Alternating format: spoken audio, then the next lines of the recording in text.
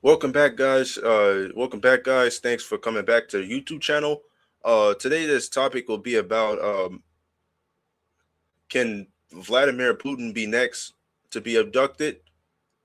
Iran is starting up the Iran and Israel conflict is starting up again. If America steps into the Iran situation, can this can this possibly be a entry into World War III?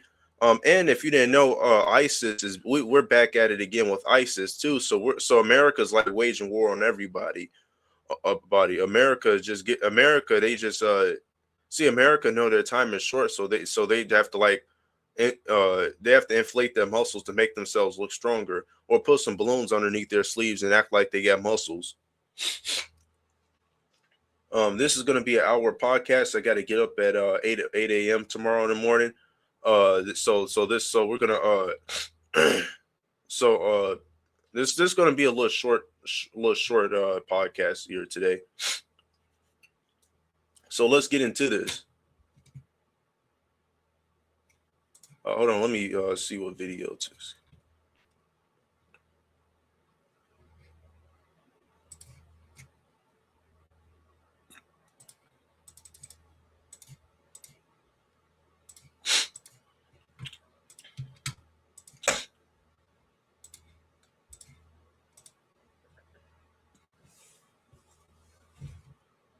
Oh, sorry, there's no audio. As you made this order. President Trump, thank you. I do want to ask you about Minnesota, but first, just more on topic.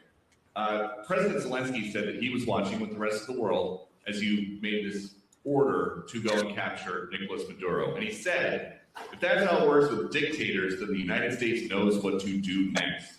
Sounds like he wants you to go and capture Vladimir Putin. Would you ever order a mission to go and capture Vladimir Putin?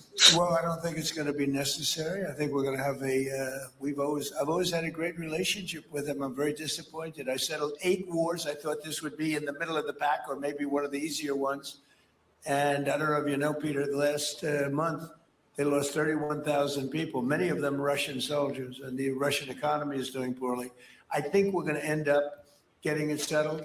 I wish we could have done it quicker, because a lot of people are dying, and mostly soldiers. You know, they get hit in Kiev and they get hit a little bit here and there, and people are dying there too. But largely, it's the soldier population. When you have 30,000, 31,000 soldiers dying in a period of a month, 27,000 the month before, 26,000 the month before that, that's bad stuff. So, as you know, President Biden gave $350 billion to Ukraine to fight, and we would never get that back, although I did make a Playing after a fucking advertisement. Let's let the video play, because I just cancel this out the sound. I don't want to get it flagged for any copyright.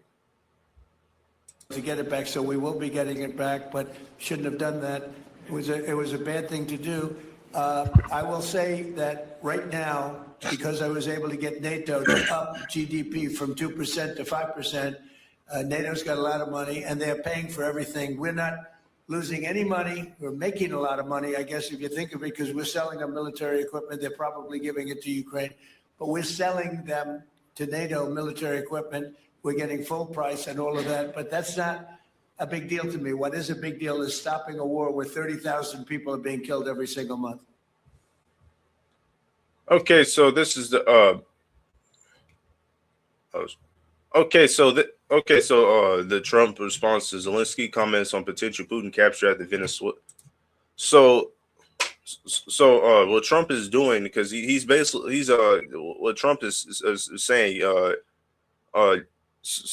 Russia's economy is doing bad. Where Russia is doing bad, so Russia will fall on their knees to beg America to plead with the West, somehow be able to plead with the West for peace in Ukraine. So is Russia's economy doing bad? We don't know. So you can't believe anything your government tells you. By the way, because everything is propaganda. Because of course they'll say, yeah, Russia's economy is doing bad. Well, what about our economy over here? A loaf of bread costs $3 in the store. Last time I was in the store, um, food stamps almost got cut. Uh, a bottle of juice could cost you $5. Eggs cost eggs could cost up. I even seen some eggs for $5 per dozen, and I even seen orange juice, $15 orange juice, a jug of orange juice for $15 in GFS, and you tell me America's economy is doing great. Oh, and don't get me started on all the layoffs. UPS is laying off, Amazon's laying off, all these companies are laying people off and losing a lot of money. And losing a lot of money, you want to go and you want to go make fun of Russia's economy and act like we're the only ones that's doing great. So yeah, I do think the rich people in America are getting money, but the Americans over here, we're not. Okay, so we make so much money, then how come the homeless crisis are bad? How come Americans still can't afford to pay their rent? Why is the economy messed up in America? You people never ask that question, but you people believe anything your government tells you to. So that's what I think about Russia's economy versus the whole economic situation you brought up in Russia.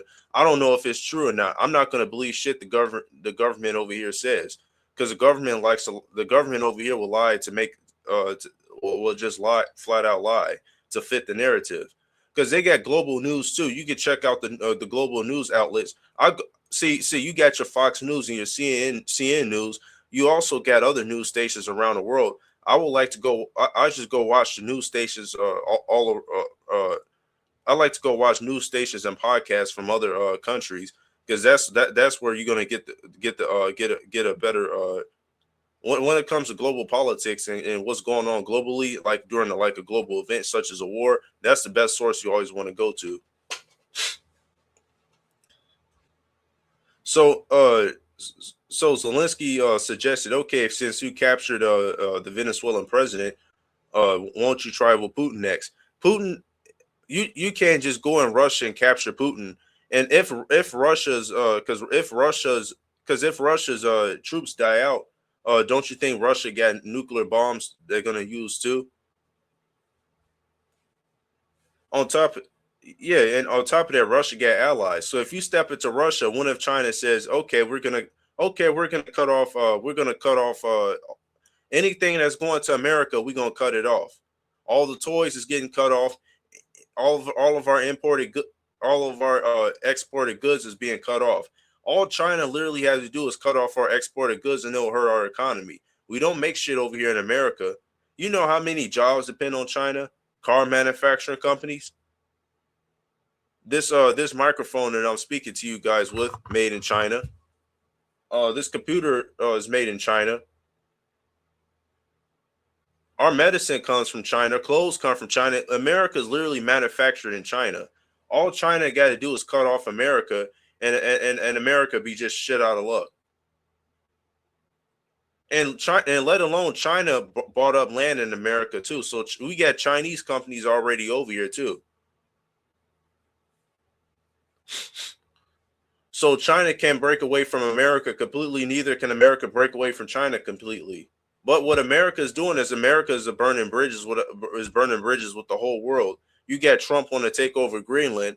So Trump wants to go take over Greenland. Next, Trump wants to go battle ISIS when we haven't even heard from ISIS in a long time. Uh, then Trump wants to go step into the war with Israel. So that's going to be another war. The Iran and versus Israel conflict, Ukraine versus Russia. He's Amer- America versus South America. So you see where it's going here, right? So soon when they come knocking at your door, hello, sir, you've been drafted into World War III. So this is literally going to lead out to a war. There's so much battles America, the Western countries will have to fight, that they have to start drafting people. They didn't need to draft people from for Iraq, because Iraq wasn't even that much of a big deal, or any other countries. But soon as it's, like, if it's a big country like a World War III, you're being drafted. So your sons and daughters will have to fight for a rich man's pockets. Wars get started over global materials such as gold. Which country dominates another country? So yeah, your sons and daughters will be drafted out there to die for the rich man's pockets.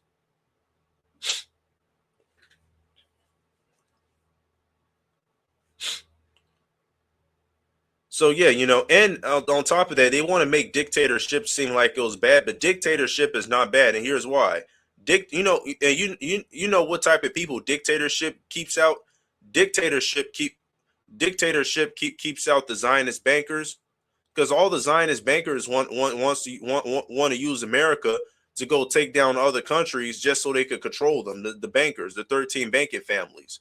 So the dictator, so without a dictator, there's nobody to stop the 13 banking families. Anybody could come in that country and buy up land. Anybody could infiltrate that economy. But with a dictator, that dictator has 100% control over that country. So that dictator could say, hey, you know what? I don't want any commies in here. I don't want any Zionist bankers up in here. Like he could set his own country up not to be infiltrated, because he won't have to worry about a left and right side.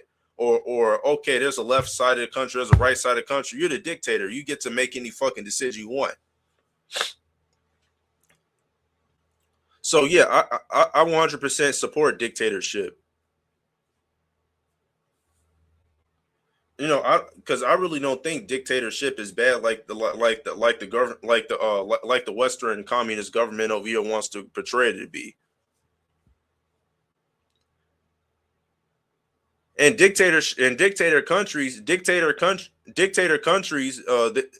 of the dictator countries are the type of countries that fight against the bankers, the 13 banking families. They don't allow their countries to be infiltrated. So if you want to establish a new world order, why not get rid of dictators? Dictators are a big threat to the new world order. Dictators, they're not going to submit to the global world order. Oh, let's have one world government. Dictators want to run their own governments. So dictators are our only allies in fighting against the global new world order. So that's another reason why I support dictators.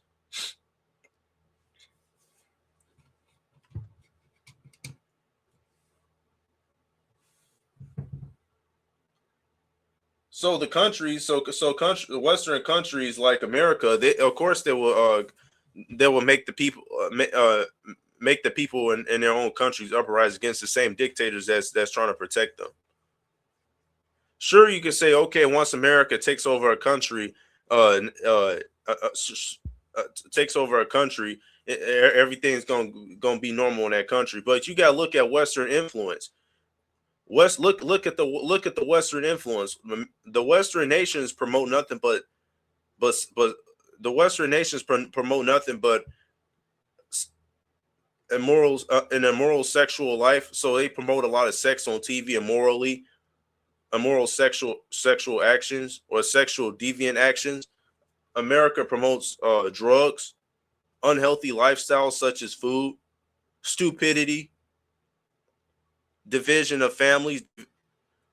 Uh, yeah, those six things I just listed: stupidity, sexual immorality, division of families, wage slavery, and indoctrination. Those five things that the West mostly promotes.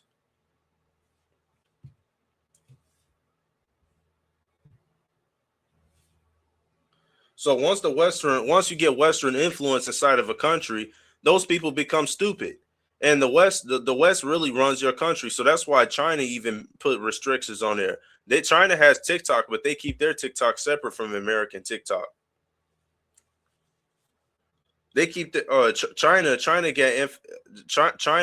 get music, but China don't even allow rap music in their own country because they look at it as a Western weapon that the Westerners will use to control the people over there. China bans K-pop because they look at K-pop for being too soft. It's going to make the Chinese people over there soft. Video games, I'm not going to say video games are banned in China, but even the Chinese put restrictions on video games because they don't want their kids to become stupid like American kids. So you see where I'm getting at, the Western influence and versus the not Eastern influence, but like an Eastern point of view, like Eastern influence. The Western influence, like the West, the Western influence, once it spreads to other countries, it's like a fucking plague. You even get people doing reality shows in Africa, doing ratchet. So how the fuck did a ratchet ass reality show happen in Africa? Where did they get that from? America. America spreads stupidity.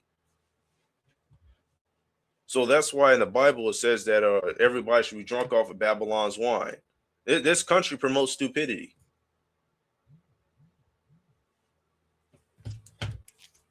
Who the hell I got a notification from?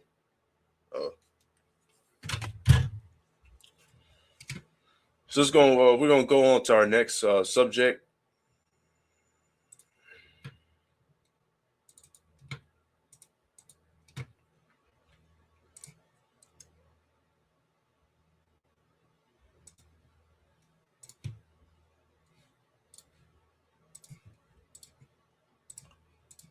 Trump's issues new warning to Iran. We will get involved.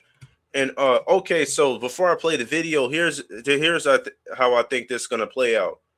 So Iran will so America steps into Iran. Once America steps into Iran, Russia and China gets involved because now you just fuck with their number one ally.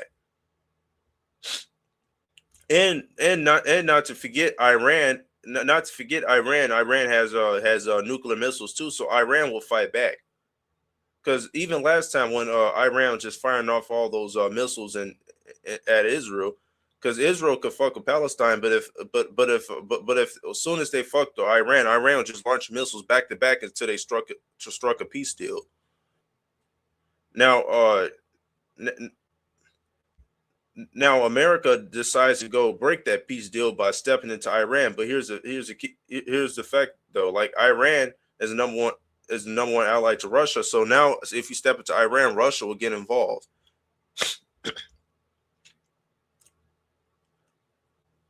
But if you notice, nobody hardly got involved when a Venezuelan president got kidnapped, because Venezuela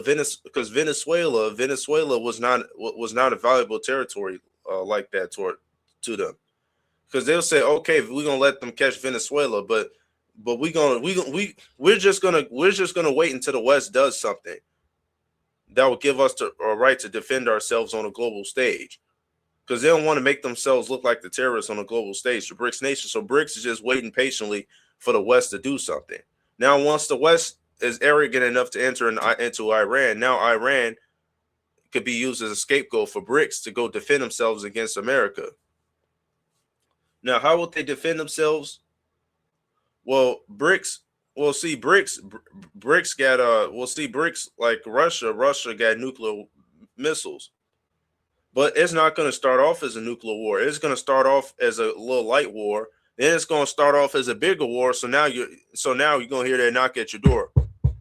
Once you get that knock at your door, that means it's time for your kids to be sent over there to die for some billionaires' war. After that, after the war gets bloody, then what's going to happen next? Nuclear war.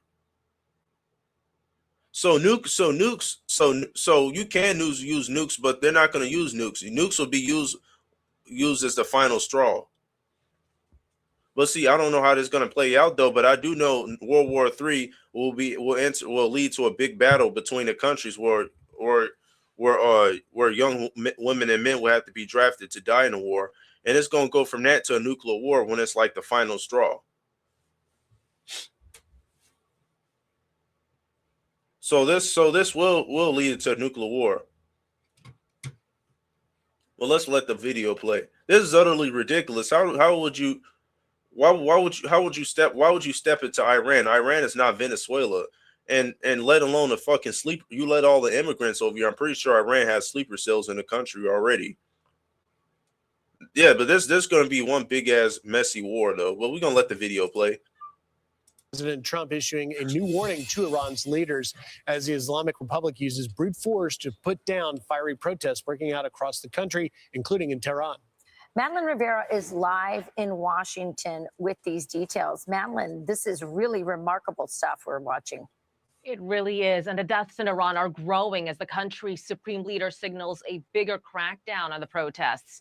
At least 65 people have been killed per the human rights activists' news agency. This includes 7 people under 18 and 14 members of the security forces. Authorities imposed a sweeping internet blackout that largely cut off the country from the outside world. This morning, Secretary of State Marco Rubio posted the United States supports the brave people of Iran, a sentiment backed by President Trump, who warned the U.S. would be responding forcefully if the regime resorts to mass violence. So Iran's in big trouble. We're watching the situation very carefully. I've made the statement very strongly that if they start killing people like they have in the past, we will get involved. We'll be hitting them very hard where it hurts. And that doesn't mean boots on the ground, but it means hitting them very, very hard. I just hope the protesters in Iran are going to be safe, because that's a very dangerous place right now. And again, I tell the Iranian leaders, you better not start shooting, because we'll start shooting too. Supreme Leader Ayatollah Khamenei is taking aim at the U.S., saying it's wrong about its calculations about Iran, indicating the country will not give in to foreign influences. See, that's the key, though. See, that all these dictators, all these dictators, or all these people who are against Western influence isn't nothing but the New World Order propaganda, because the Western nations will be used to bring forth the New World Order, which they're going to fail at the New World Order, because they're going to try to fight back against the global South. But the global South will end up there's going to end up being a huge nuclear war, though. So you're not gonna. So humanity won't even live to see a World War III. They're just gonna. We're just gonna see it. I mean, nobody's gonna live enough to see a new world order. They're gonna try to attempt to make a new order. A new world order, but it's gonna fail and end up in a nuclear war. But before I'm saying so much stuff, I'm getting sidetracked. But yeah. So the whole key is to take out countries that's going to be rebellious, or battle against countries going to be rebellious, to bring forth the new world order. Because what they're going to do, they're gonna try to go to war with a country. Now, if you go to war, what's going to happen is once you go to war, that has a toll on your economy. When America goes into wars, they have a toll on their economy. Like the gas prices went up during the war in Ukraine. So America would try to go to war with these countries like Iran. So once they go to war with them for a long time, Iran's economy might get fucked up. So once the economy crashed in Iran, that's when America could move in, because basically Iran just collapsed. So you could go to war with a country until their economy collapsed. Once their economy collapsed, then hey, you just step in and take over that country. That's the same thing. That's the same thing with the Great Britain War and the American War. The British had went to war with America, and America's economy got so fucked up from the war that the Rothschilds had swooped up and took over the Federal Reserve.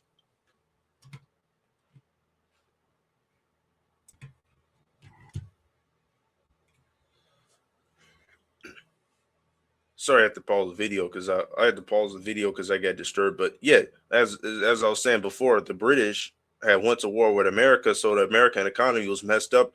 Where the Rothschilds, who were controlling Britain, had swooped in and took over the Federal Reserve.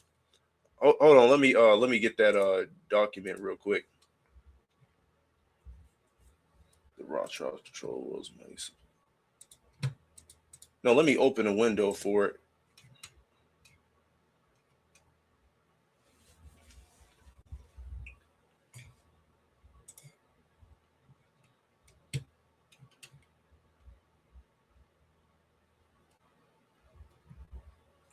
Okay, so these are the same tactics that they used before. Hold on, let me get the.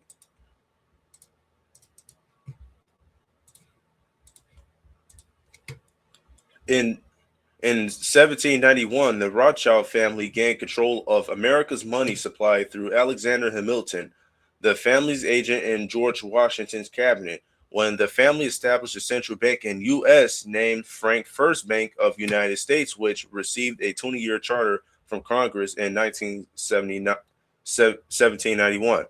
When Congress refused to renew the charter in 1812, the Rothschilds threatened the U.S. with most disastrous war with Britain. The U.S. stood firm, following through on their threat. A second war broke out between the U.S. and Britain. The British war effort was financed by the Rothschilds. When the war ended in 1815, the U.S. finances were in shambles. By 1816, the Congress passed a bill authorizing a second Rothschild-dominated central bank with a 20-year charter, named the Second Bank of America. This bank gave the Rothschilds control over American money supply again. So the Rothschilds the Rothschilds who already infiltrated Britain, because these are British bankers. Well, these are Zionist bankers, but they took over Britain. So now they threaten America. Hey, if you don't give any money to our banks, this is what we're gonna do. So now they send Britain to go attack America. So since American economy got messed up, they just swooped in and took over the Federal Reserve. So this is the same thing America is doing. America would go to war with these countries until their economy gets messed up. Once their economy gets messed up, they can swoop in and take over. Because once your economy crash, like I said, your economy is the soul of the country. So once your economy is done, the people will raise chaos in the streets. The people will rebel against the government since there's no food or water on the table for their family. And America and the enemies just swoop in and take over, and could possibly turn the citizens against their own government.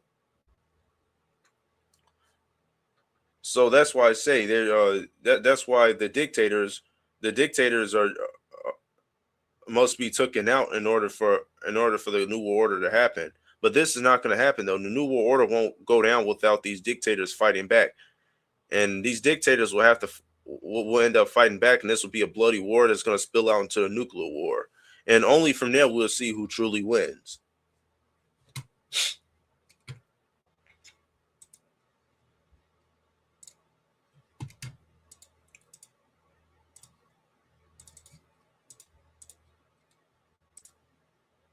Oh yeah, and I do want to watch react to a prepping video.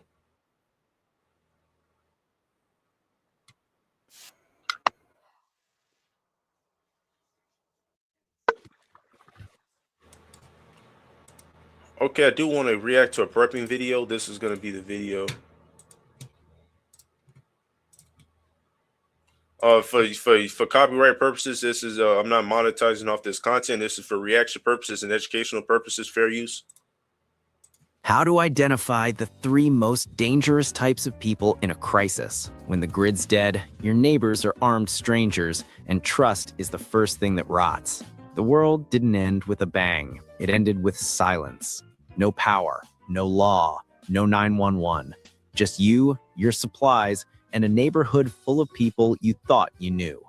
Except now, they're hungry, desperate, and some of them were already broken before the lights went out.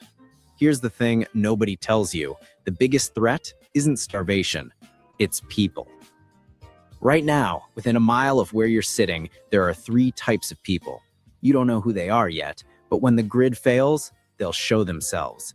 And if you can't identify them in the first 48 hours, you won't make it to day 7. No worries, we're going hunting. Not for food, for predators. Type 1, the Hollow Man. Nothing left to lose. Picture this, a guy who's lost his family, his home, his future. He's standing in the ruins of what used to be his life. Damn. And his eyes, empty. Shit. Not sad, not angry, just gone. That's the Hollow Man. And he's the most unpredictable threat you'll face. Why? Because consequences don't exist for him anymore. No family to protect, no future to plan for, no reason to hold back. That's When someone has nothing left to lose, they'll do anything. Damn. Steal your last can of beans, burn your shelter, attack you over a rumor, and they won't flinch. How to spot them? Watch for erratic behavior. Mood swings that flip like a switch. Calm 1 second, screaming the next. No, that's me though.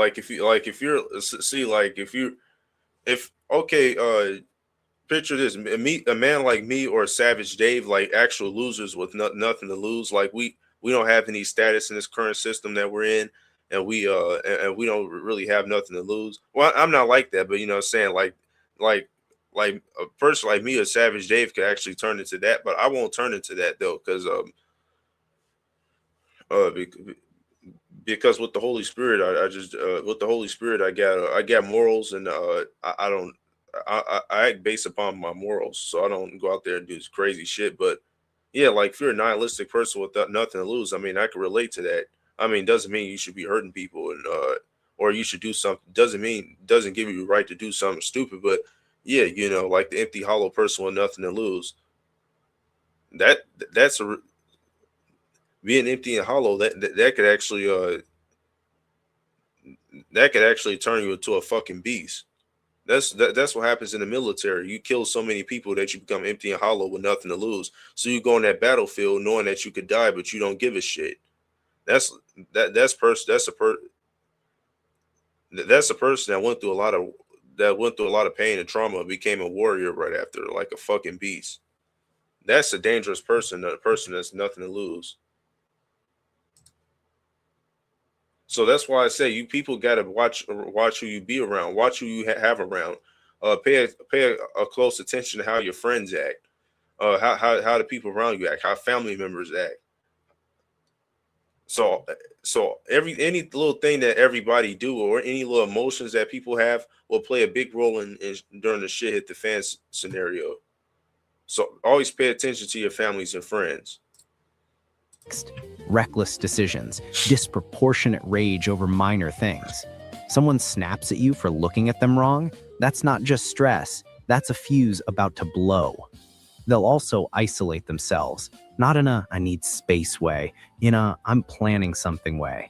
They stop engaging, stop talking, just stare into the fire like they're rehearsing their last act.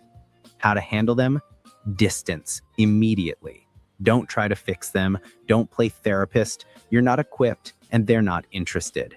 If you have to engage, use de-escalation. Speak calmly. Don't make promises. Don't challenge them.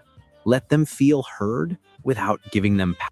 Look, have you a fucking gun and have you a fucking knife. If you're a person that can't take your ass whooping for a minute, or somebody slap the shit out of you and could knock you out by slapping you, if you're that fucking weak, have you a fucking gun. A person want to act emotional during a situation, hit shit the fan, you do a Red Dead Redemption. No, this YouTube channel is not to promote any harm. This is to promote self-defense. This self-defense is in our Constitution. YouTube shouldn't flag this down. But yeah, if a person want to act emotional, you put their ass to sleep. All I could say for this YouTube channel, self-defense purposes, this is not to promote any harm. This is self-defense. Constitution, Second Amendment. Yeah, you know, you don't want to be like the guy in this video. Okay, let's de-escalate the person. Let's let's calm this person down. What if this person had to have the blue balls? What if this person have the blue balls and he's just fucking yelling at you? The only way to calm him down is if you get on your knees and blow him off. I know you won't want to do that. Go blow off the home intruder. So what do you have to do? You have to have that fucking like they say in they say in rap videos, had that strap on you, had that blicky, had that Ruger stick on you. I just like using I like all types of cultures, so I like to use different terms from all types of cultures. Urban slang be funny as hell, not gonna lie. But yeah, you know, you should know self-defense. I have a self-defense book down below called Guerrilla Prepping. I want you guys to check that book out down in the link below. Click the link to that website so you can order that book and check the website out. I've read the book myself and it's a good book.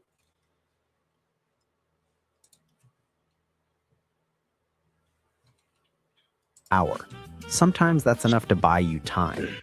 Imagine being able to build an app with your name on it, just by thinking about it. Meet Base 40. But here's the hard truth. Sometimes empathy isn't enough. If they're putting your group at risk, you cut them loose. You just killed them. Can't save everyone. And if you try, you'll drown with them. Now, meet Type 2, the operator. Violence is his language.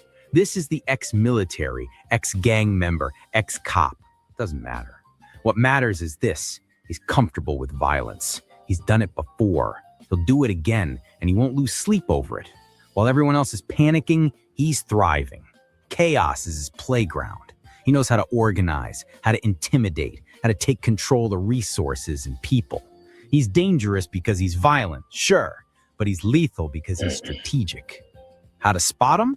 Look for the physical tells, scars, tattoos, a certain way of moving, shoulders back, eyes scanning, always aware of exits.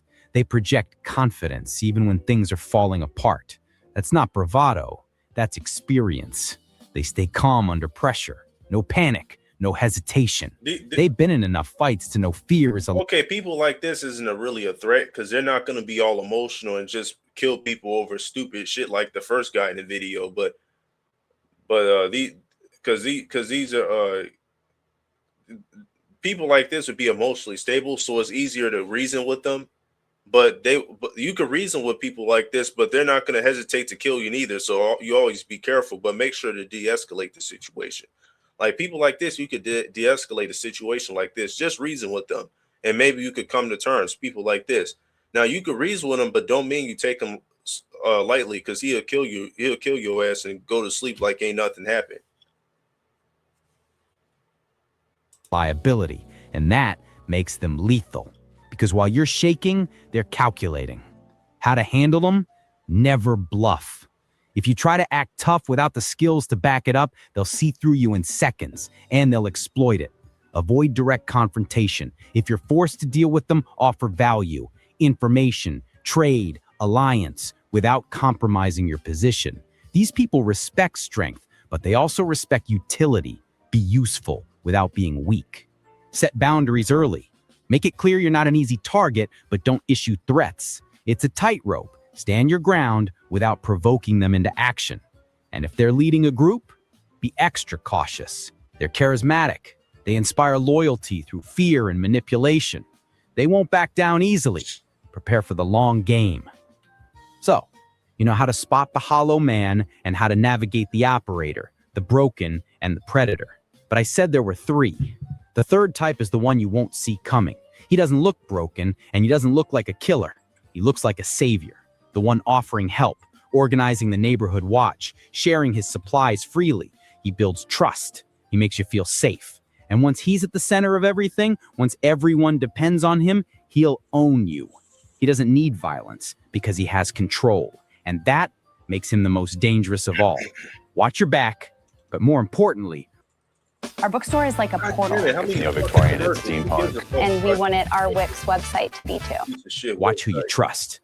All right, let's talk about the one you never see coming. Type 3, the smiling predator. This is the most dangerous one, period. Because they don't look dangerous. They're friendly, helpful. They'll offer you food, share their fire, ask you how you're holding up. And the whole time, these type of people, like if you ever these type of people, if they come up to you, you just act like you don't fucking see them. You know, you don't have to be an asshole or whatever. They say, hey, you want food, buddy? Hey, buddy, you could come and join my campfire, buddy. I know you're starving over there.